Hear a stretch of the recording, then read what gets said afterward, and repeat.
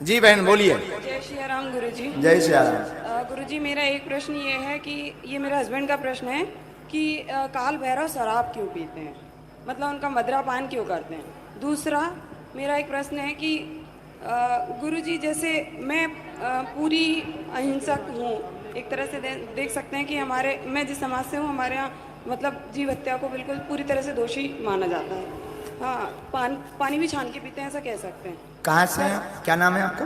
गुरुजी मेरा नाम स्वाति है, मैं रहने वाली झांसी बबीना कैंट से हूँ, पर मैं पिछले 15 साल से इंदौर में ही हूँ जी। लेकिन गुरुजी मैंने जिस समाज में शादी की है उसमें मुझे जानकारी नहीं थी पहले, बट उधर ऐसा है कि कुल देवी को पूजते हैं जिसमें आप समझ सकते हैं गुरुजी उसमें बलि का प्रयोग होता है, जिसके मैं पूरा खिलाफ हूँ। मेरे को 15 साल हो गए हैं, मैं अपने बहुत समय से सर्वाइव कर रही हूँ इंदौर में, लेकिन अभी तक भी सेटल नहीं हो पाई।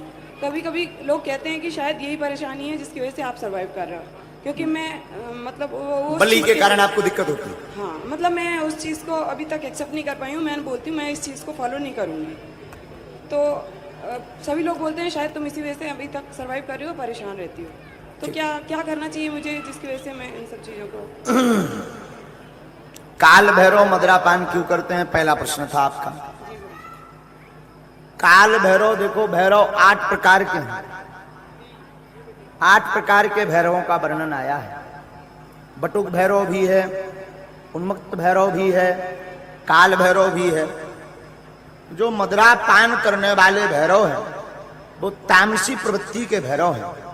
जो गंदी शक्तियां हैं उन शक्तियों को हटाने के लिए जो निकृष्ट आत्माएं होती हैं उन निकृष्ट आत्माओं को हटाने के लिए काल भैरव को नशा में चूर करके और जो है उससे वो काम करवाए जाते हैं। तो तामसी प्रवृत्ति होने के कारण, तामसिक भाव होने के कारण काल भैरव को मदिरा लगती है।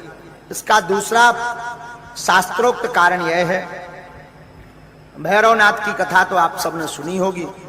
वो पूर्व में बहुत तंत्र साधनाओं का साधक था।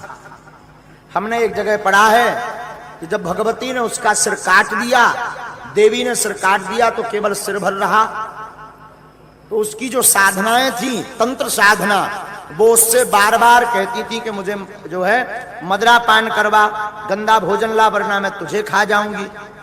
उन तंत्र विद्याओं को पिवाने के चक्कर में काल भैरव ने यह दृढ़ संकल्प लिया कि अब आज से हमारी पूजा में मदिरा लगेगी। ये कारण है, इसलिए काल भैरव को जो है मदिरा चढ़ती है। फिर आपने दूसरा प्रश्न किया कि बलि प्रथा का क्या करना चाहिए, हमारे दिमाग पर बड़ा तनाव बनता है। कोई देवी ऐसी है जो बलि लेती हैं, बुरा ना मानना, सब लोग बैठे हैं।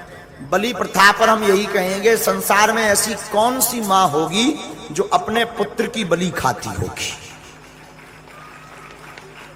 ऐसी कौन सी मां होगी जो संसार में अपने पुत्र का मांस खाती होगी? हमने शास्त्र दुर्गा सप्तशती में पढ़ा है, कुपुत्रो जायते कुचदपि कुमाता न भवति। पूत कपूत हो सकता परंतु माता कुमाता नहीं हो सकती है। अब रही बलि वाली बात, कुछ कुप्रथा, अभ्रंश प्रथा ये बलि वाली चली है, जिसमें देवी कभी बलि नहीं लेती हैं। देवी के रूप का नाटक करने वाली जो जोगनियां होती हैं, वो जोगनी, भोगनी, योगनी, जिन जिन नामों से जाना जाता है, तो वो निकृष्ट शक्तियां जो है साथ वाले, जैसे महाराज जी यहाँ तो दक्षिणा लगत नहीं है, लेकिन आसपास वाले जो है सो इन्होंने मोटी मोटी गड्डी लगत। पर गुरुजी फिर वो जो मतलब जो भी हैं पूर्वज हैं या जो भी हैं, फिर वो परेशान भी करते हैं ना, वो उसके लिए क्या? उसके लिए एक उपाय है, अगर आप बलि प्रथा बंद करना चाहते हैं तो बकरे की या जो मुर्गा या आदि आदि पशुओं की बलि देते हैं, उन जीव जंतुओं की बलि ना देने की बजाय सफेद कुम्हड़ा, नींबू अथवा नारियल की बलि दे सकते हैं, तो देवता भी प्रसन्न रहेंगे और मन भी संतुष्ट रहेगा।